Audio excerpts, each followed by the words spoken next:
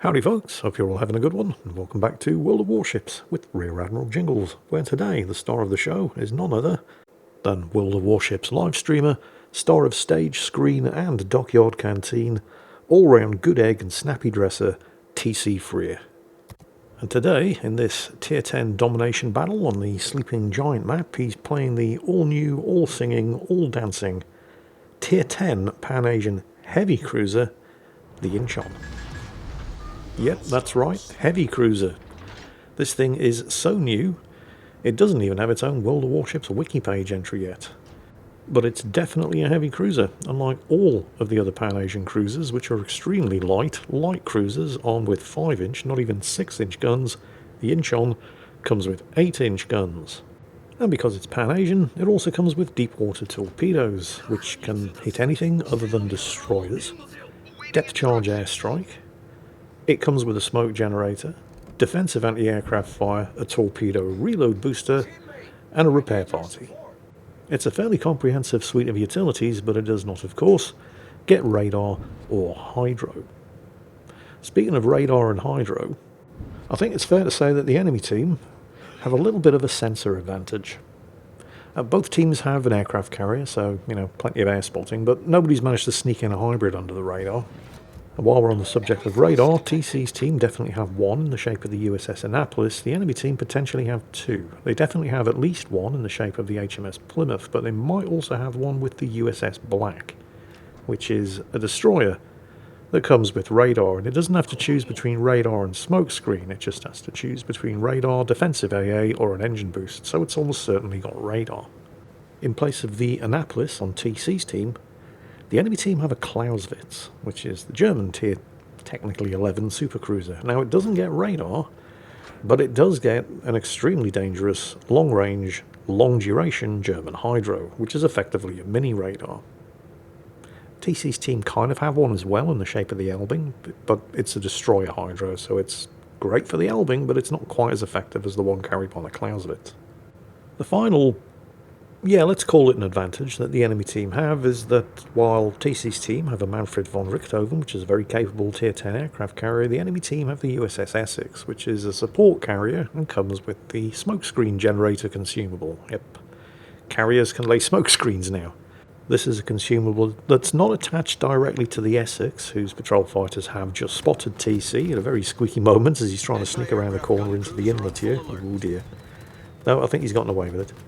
But the consumable is attached to the aircraft rather than the carrier itself, which allows the aircraft to deploy smoke screens for other members of the Essex's team. To compensate for this, the tactical squadrons on the Essex are not that good. But still, it's an extremely powerful consumable, and used wisely, it can swing the course of the battle. Other than all of that, I'd have to say the matchmaking was reasonable. I mean, sure, the enemy team do have something of a sensor advantage, but it's nothing you can't play around. And despite being spotted, TC has now managed to make it into the relative safety of the cap circle here in Alpha. I'll say relative safety because if he can get in, and it looks like he is trying to do that, close to the islands here, then the Los Andes, the Ohio, the Brindisi shouldn't be able to lob shells over the top of it and hit him while he flips this cap in company with a friendly Forrest Sherman. However, there is a Golden Lion over here as well, the Dutch Tier 10 cruiser, and its airstrikes don't care about line of sight. At the moment, the Golden Lion is focusing its airstrikes on the Forrest Sherman that we're about to see. There he is, he's popped his smoke.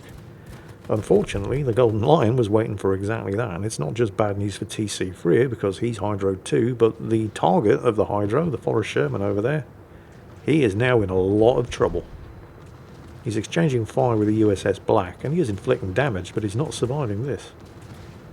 Although he's at least not the first person on the team to die, that honour goes to the Sovietsky Soyuz, the Tier 9 Soviet battleship, but TC is at least able to avenge the sinking of the Forrest Sherman by claiming his first kill of the battle on the USS Black.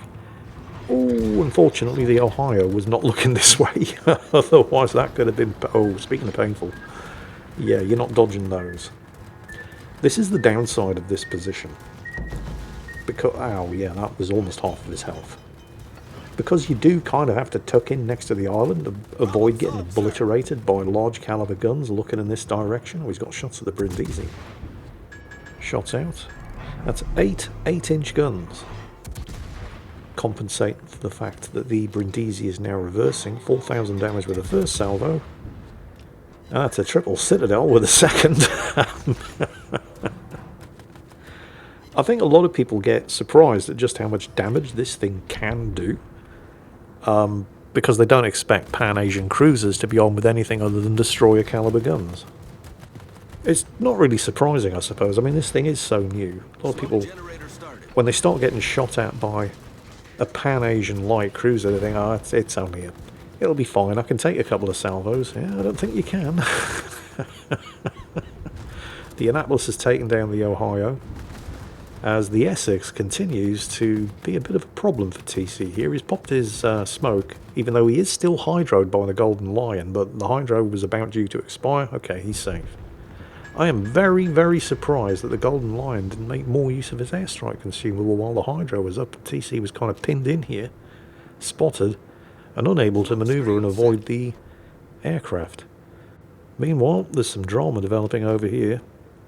You notice the Los Andes is charging up, and they can clearly see the Elbing, which means the Elbing is actually now so close to the Los Andes that the Los Andes can see him through his smoke firing penalty. Remember, smoke screens don't make you invisible, and while destroyers typically have very, very good smoke concealment, the Elbing is armed with 5-inch guns, light cruiser guns, so it has a bigger smoke firing penalty which allowed the Los Andes to see him. And if you could see the Elbing through its smoke firing penalty, he's absolutely going to see TC with his 8-inch gun smoke firing penalty, but seeing him and being able to do anything about it with the deep water torpedoes and a salvo of 8-inch armor-piercing shells are two entirely different things. And there's TC's second kill of the day. Blue-coloured smoke flare just went up there from the Golden Lion, which clearly means he's running some kind of special commander and just activated a perk. Doesn't have shots at the Golden Lion too close to the island, however he does have shots at the Brindisi. Although, of course, the closer the Brindisi gets, the less likely he's actually going to be able to lob shots over, so he squeezes off a couple of shots while he has the chance. This might be good. The Brindisi is turning it broadside again. Yep. This could be kill number 3. And it is. Unfortunately, TC's team did just lose a pair of tier 9s, the Owami and the Ibuki, which means all he's actually done is equalise the kills. Well, which isn't nothing. You know, it needs doing. But with the current state of play, with both teams on 5 kills, both teams holding 1 cap, although the enemy team are threatening to take the central cap at Bravo, and the scores are pretty much even. The enemy team have a very minor, about 10-point advantage, which is basically nothing. With the Golden Lion once again tucked up around the island to the south, TC is now focusing on the Lepanto, who's pushing up around this side of the cap circle at Alpha. Now this does leave the friendly Lepanto and the Annapolis in a tricky situation if they haven't noticed. Oh, and the Plymouth's just taken down the friendly Yugumo, put the enemy team nearly 100 points ahead. Because if you look at the minimap, and TC sees him coming, and he's got no interest in getting shot at by the Lepanto's guns, although the Lepanto is taking a battering moving up here. But it looks like the Annapolis and the friendly Lepanto have in fact killed the Golden Lion. So hopefully now they're now paying attention to the map, because they're coming around the corner of the other side of the inlet, giving a nice big flat broadside to that Lepanto. And the Annapolis, at least, is aware that he's there. Although how much damage he's doing in return, although I haven't seen any shots coming out.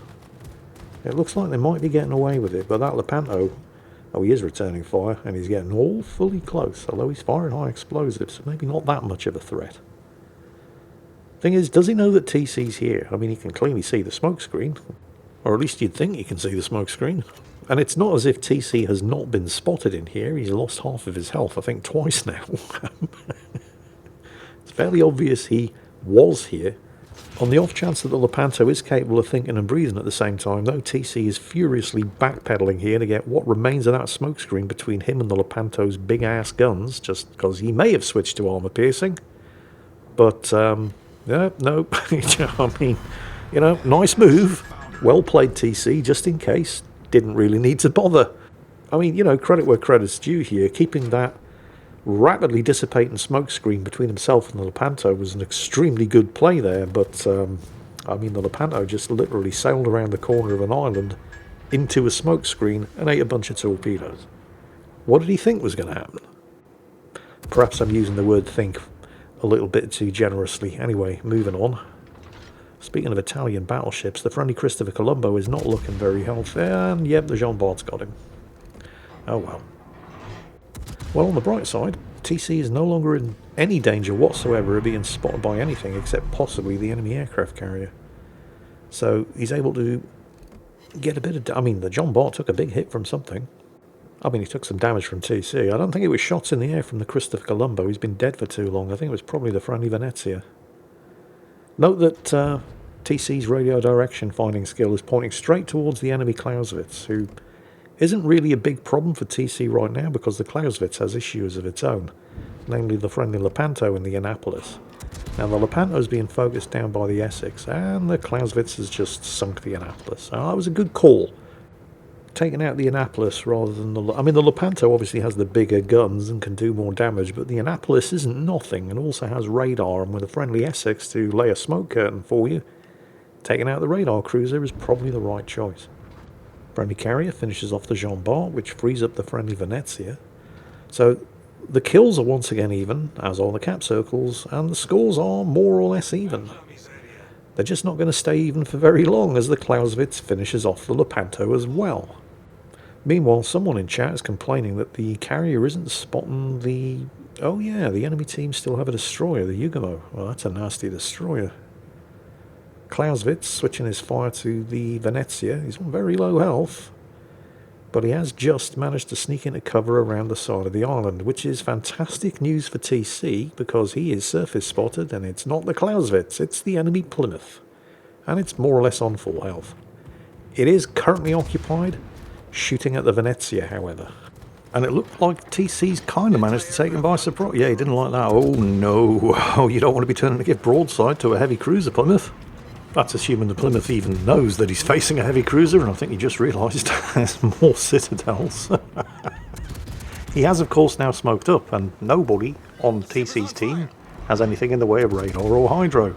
The Plymouth does, though, and he's using it to direct the fire of his 16 6-inch guns. But while TC cannot see the Plymouth, he can see his shell tracer, and now he's close enough to see through the smokescreen thanks to the Plymouth's smoke firing penalty, and boom, headshot. There he goes. More citadels and the Kraken unleashed, and right in time too, because the Plymouth, even though he was inside the smoke, thanks to the radar, was of course spotting TC for the Clausewitz, who... Not sure who the Clausewitz was shooting at. It certainly wasn't TC. Oh, the Venezia was chasing after the... Oh, it was a Halland, not a Yugomo. My bad. But here comes the Essex. It's just dropped the smoke. It's 2 on 2. Because the Clausewitz has sunk the carrier. TC doesn't really have good shots at him. I'm not really sure who that smokescreen was for, because the Clausewitz is definitely not in a position to take any kind of advantage from it. TC is, though, depending on how long it's going to last. I mean, it's right on the edge of the cap circle. So... I mean, TC is flipping this central cap. The Clausewitz has been respotted. The Essex has dropped some patrol fighters, but they've just expired, so they're not going to spot him. Dump some torpedoes in the water. I mean, technically, he could hit the Clausewitz with them, but the Clausewitz, of course, does have hydro. He's able to get some more shots out while remaining undetected. That was some good damage. The Essex has got some patrol fighters out. It looks like they've just expired. Can TC make... No, the smoke screen's disappearing. He is air spotted. Oh, that's not good. Although, no, I think he's gotten away with it. Yeah, because he was spotted too late for the tactical squadron to be able to actually hit him and reset the cap. Although they're coming around for another go. And now, of course, the Clausewitz also sees him thanks to the air spotting. Here come the dive bombers, but TC might be able to get away with this.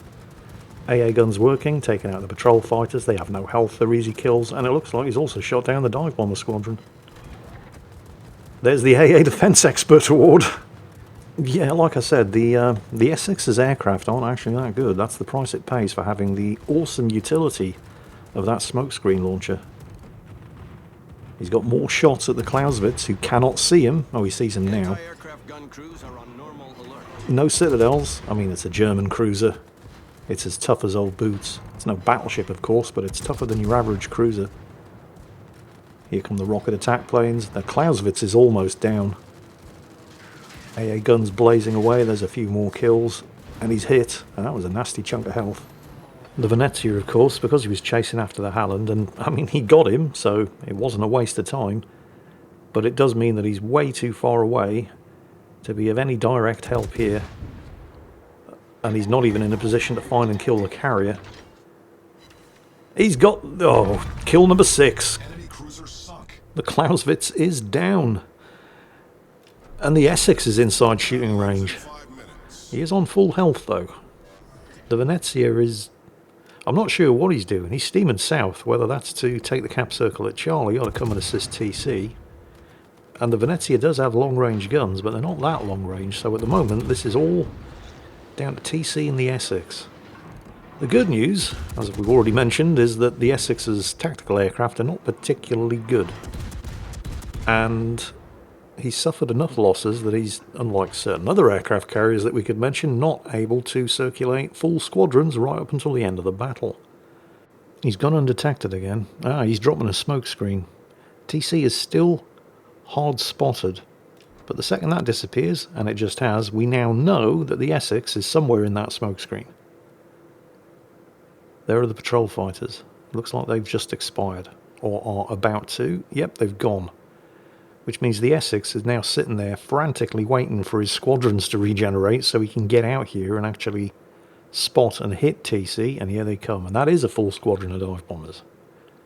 Alright, TC's just going to have to take this on the nose. He still has one charge left of the defensive fire consumable. And there it goes. He's getting a couple of kills. Actually, he's getting quite a few kills. That wasn't bad. Minimal damage, one fire, not a problem. All the while closing the distance, and the Venezia is going for the cap circle at Charlie, which, let's face it, is a smart idea, because it is possible that TC might go down here at the hands of the Essex. So the Venezia is doing the smart thing and covering his bets, just in case that Essex does manage to take TC out.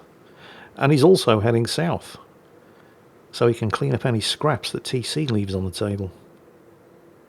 This may mean he's going to have to slow down and head down here slow to ensure that he takes that cap circle, which he would be wise to do. Here come the rocket attack planes. Oh, look at that, full squadron.